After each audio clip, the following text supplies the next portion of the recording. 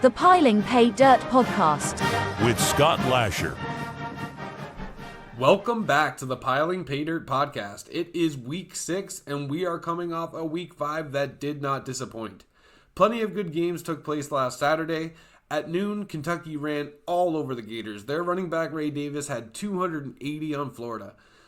The Wildcats won that game 33-14. We got wins with quarterback Graham Mertz hitting his passing touchdown prop and wide receiver Ricky Pearsall hitting his anytime touchdown prop.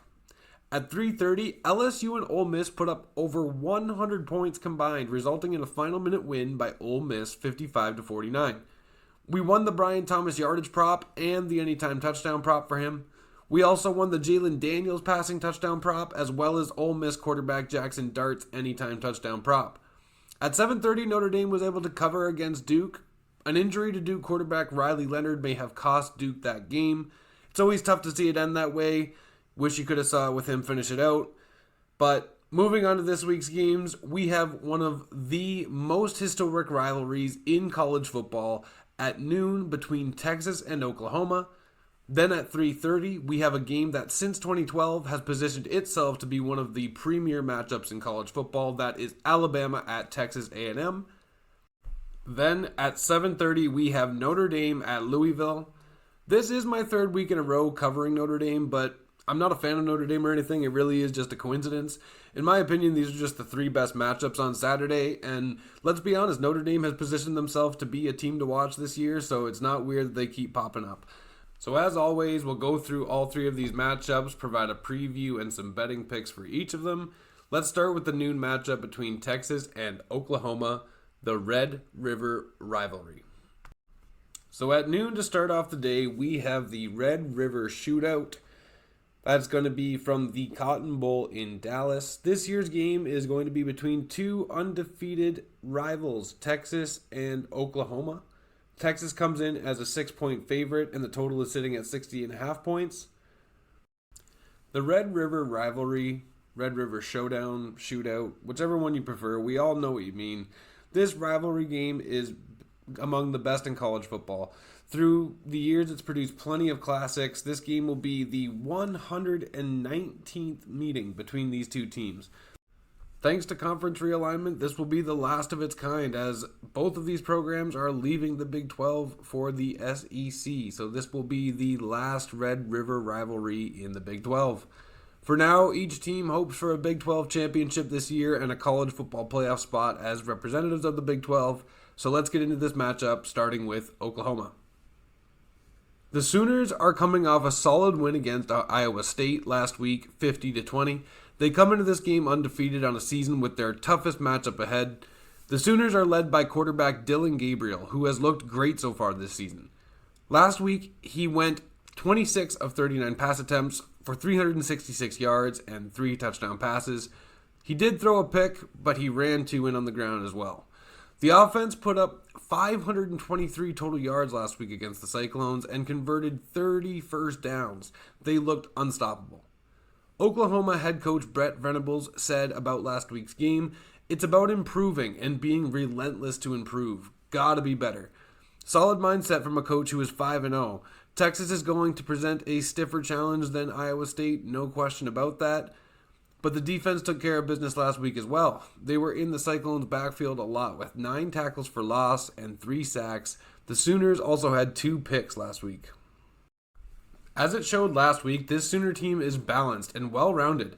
6th in the nation in total offense, 24th in defense. On offense, they are better at the pass, ranking 8th, and they're 56th on the ground. Defensively, they rank 29th against the rush and 37th against the pass. I mean, it's a solid team all around. The Sooners are also good at protecting the ball. They limit turnovers. They rank 7th in turnover differential this season. So it's hard to find the glaring weak spot anywhere on this team. But maybe it is the penalties. They are 98th in the nation in penalties per game. They'll have to clean it up this week because they haven't played a team like Texas yet, and mistakes like that can be fatal. Speaking about the personnel that makes all of this work for the Sooners, let's start with quarterback Dillon Gabriel. He is capable of leading this team to victory. He is currently completing 75% of his passes for over 1,500 yards, 15 touchdowns to only 2 interceptions this season. He's also been effective on the ground this year, running for 4 touchdowns and 95 yards. Oklahoma features 3 running backs that will share the ball. Marcus Major has the most carries with 51 for 199 yards and a touchdown. Then Tawee Walker with 38 carries and 193 yards for 2 touchdowns. Then Javonte Barnes has 28 carries for 122 yards and a touchdown himself, though Barnes is on the injury report and is questionable to play this Saturday. The targets for Dylan Gabriel include Drake Stoops. He leads the team in receptions with 25 for 203 yards and 4 touchdowns. Andrel Anthony has 22 catches for 387 yards and a touchdown. That's almost 18 yards per catch. Jaleel Farouk has 15 catches for 285 yards and 2 touchdowns. That's 19 yards a catch. And then there's Nick Anderson, who has only 10 catches for 279 yards and 5 touchdowns. That is just shy of 28 yards a catch at 27.9 yards a catch. And there's a ton of other players who caught passes for the Sooners as well this year. They love to air it out. On the defensive side of the ball, have an eye for Danny Stutzman. He is a tackling machine at the linebacker position. He has a team-leading 47 tackles. He also has 2 sacks and an interception. He's pretty good. Defensive back Key Lawrence is another player to watch. He has 18 tackles, 1 forced fumble, and 2 picks. Defensive backs Gentry Williams and Billy Bowman have 2 picks each. Bowman had a pick 6 last week as well against the Cyclones. This defense plays well as a unit. This season, a lot of people have been able to eat. 3 players I haven't mentioned have interceptions, and 2 I haven't mentioned have forced fumbles. This defensive unit is stout and can take the ball away from opposing offenses. For Oklahoma, they come into this game with a team that is well equipped to give Texas a run for its money. They are more well-rounded than they've been in years. They have a quarterback who can make big plays and a defense that makes it tough to score points, and it makes it tough to hold on to the ball as well for opposing offenses. However, this is Texas. This is a team that walked through Alabama in Tuscaloosa, and this is their Red River rivalry. There is no doubt that this is the biggest game that Oklahoma has played all year, and the same can be said for Texas. This is a prove-it time for both programs. Let's talk about Texas. Texas is rolling. They have allowed less than 14 points in every game except for when they went to Alabama and beat them 34-24. Last week, the Longhorns beat Kansas 40-14, though the Jayhawks were without their star dual quarterback, Jalen Daniels.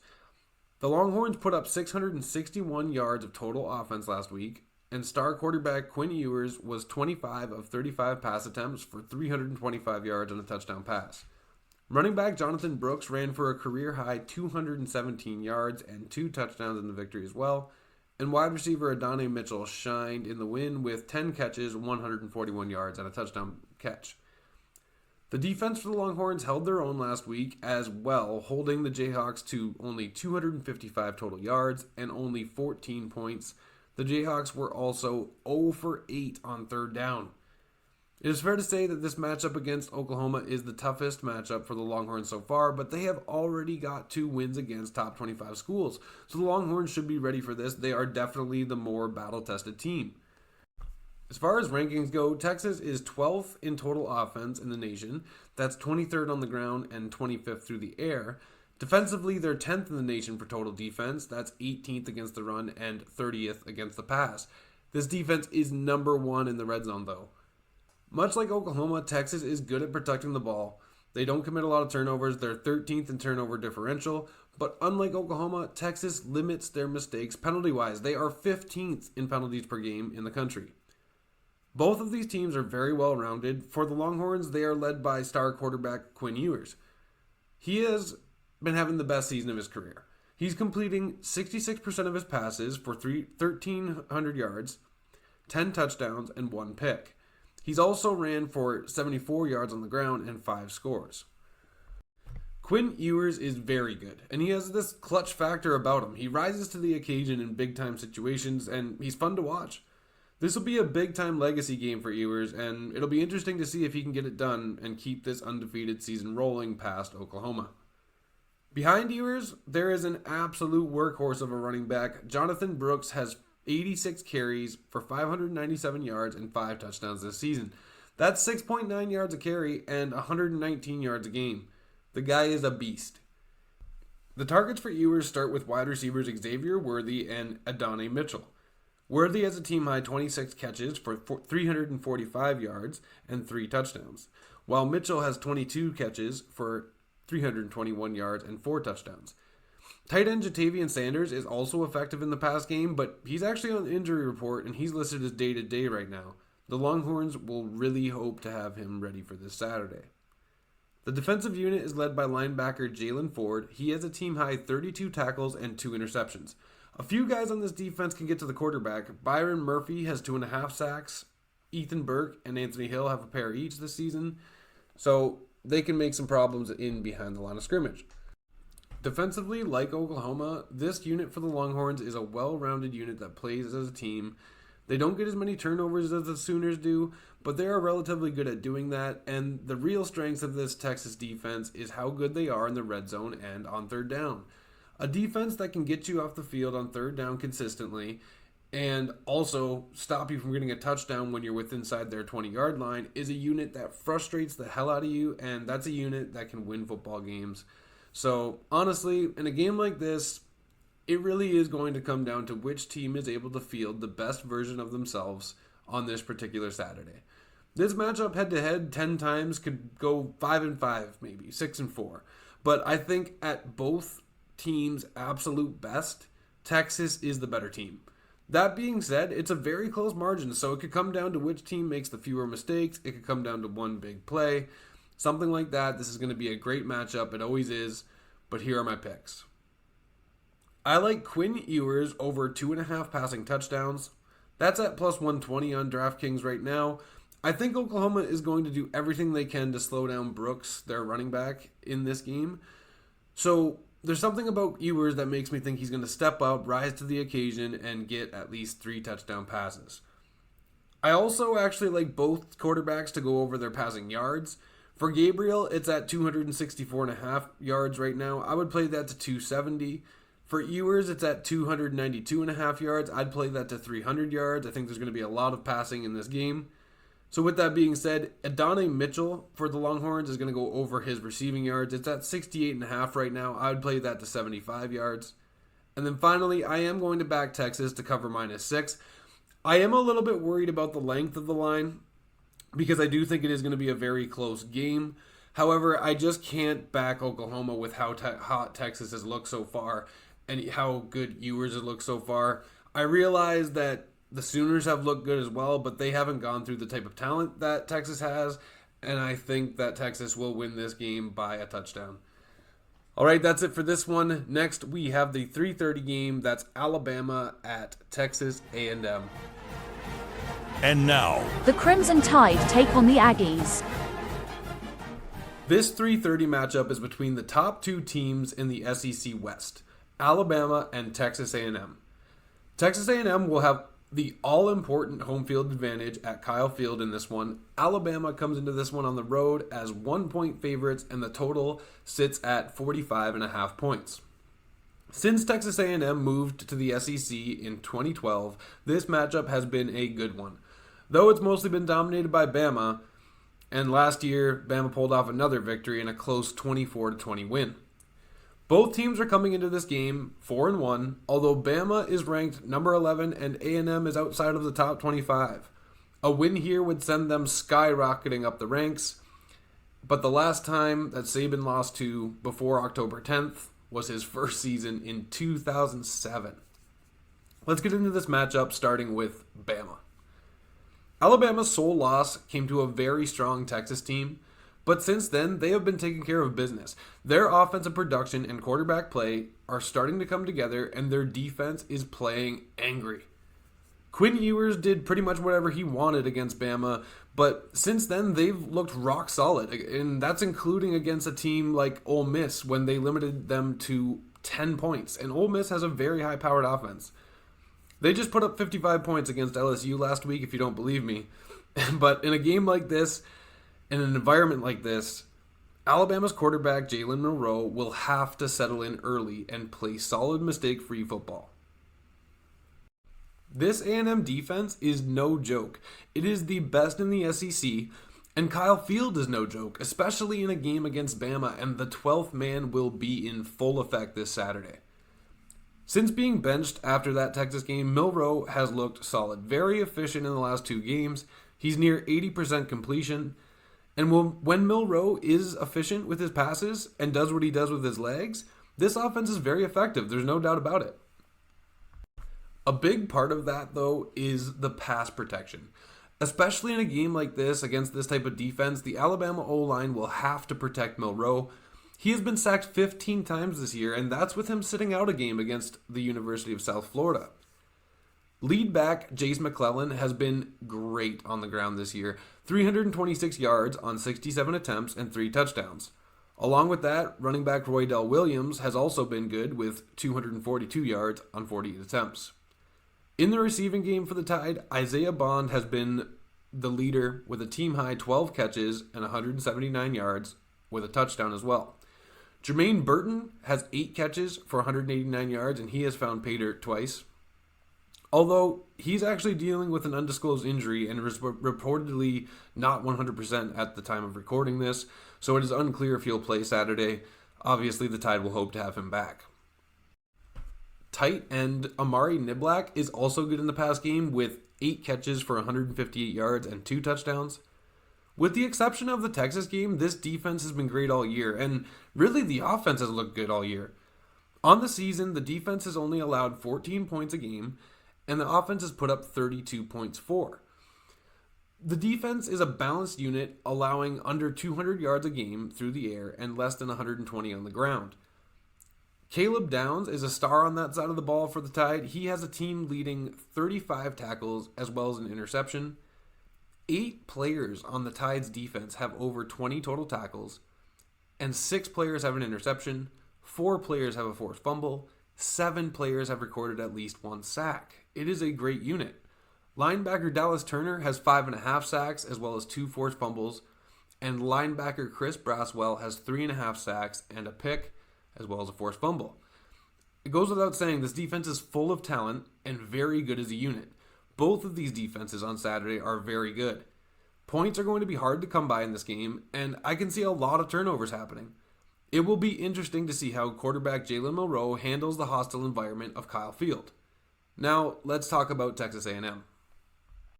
The Aggies lost starting quarterback Connor Wegman for the season after he was injured against Auburn 2 weeks ago.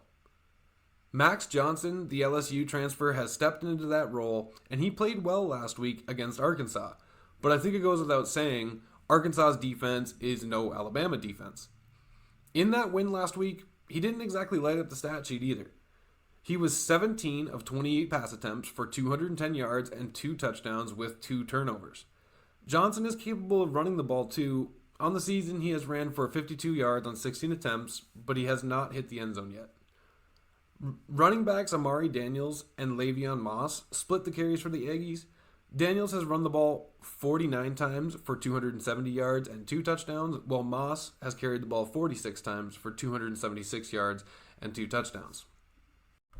As far as targets go for Johnson, it's going to be Evan Stewart and Anais Smith. They are the Aggies' leading receivers. Stewart has a team-high 24 catches for 357 yards and 4 touchdowns, while Smith has 22 catches for 343 yards, but he hasn't found Paydirt yet. There's 3 other pass catchers on the Aggies offense that have over 100 yards, and that includes tight end Noah Thomas, who has 11 catches for 118 yards and 4 touchdowns. Offensively, the Aggies have been solid this year. They are putting up 38 points a game. They're putting up over 450 yards a game, but the only question is, can they do that against a defense like Alabama? I don't think they'll have to put up 38 points in this game, but they will have to play some of their best offensive football if they're going to win. The biggest key to this game for the Aggies, though, is their defense. This defense is the best in the SEC, and I mentioned that the Bama O-line will have to do a good job for Milroe this game. That's because this defense has 20 sacks this year. That's 20 sacks in 5 games. That's ridiculous. 3 players on this defense have at least 3 sacks. Linebacker Edron Cooper leads the team with 4. He also leads the team in tackles with 29.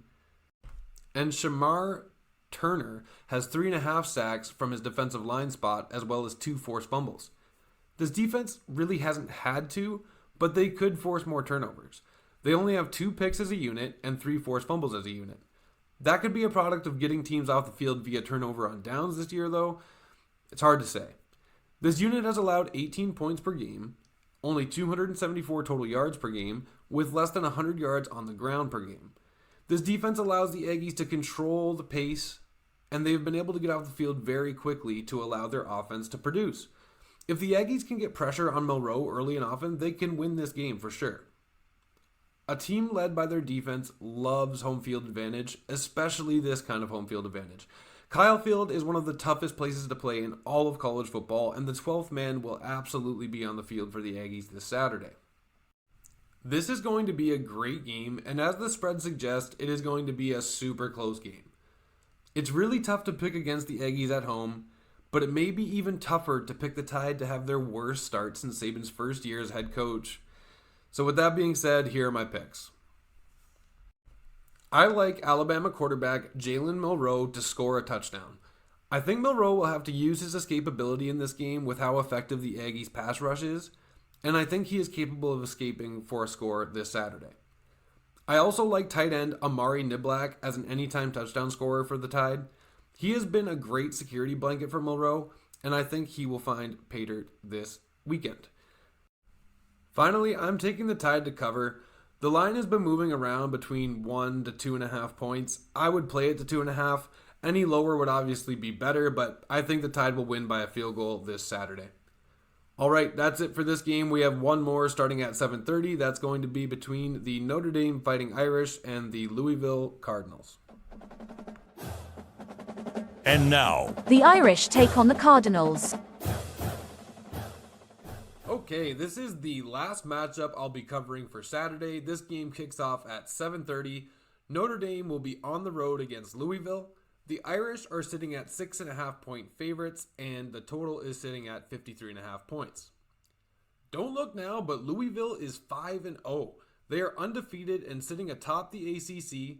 They are currently 2-0 in conference play with back-to-back wins against Boston College and NC State. Last week, they endured a scoreless first half to score 13 unanswered points for the win. With wins against Georgia Tech in Week 1, Indiana in Week 3, followed by in-conference wins the last 2 weeks, Louisville deserves some serious credit right now. Notre Dame comes in 5-1 after surviving against Duke last week. They continued their dominance over ACC opponents with that win, but Duke was climbing back when an injury to their star quarterback all but put that to an end.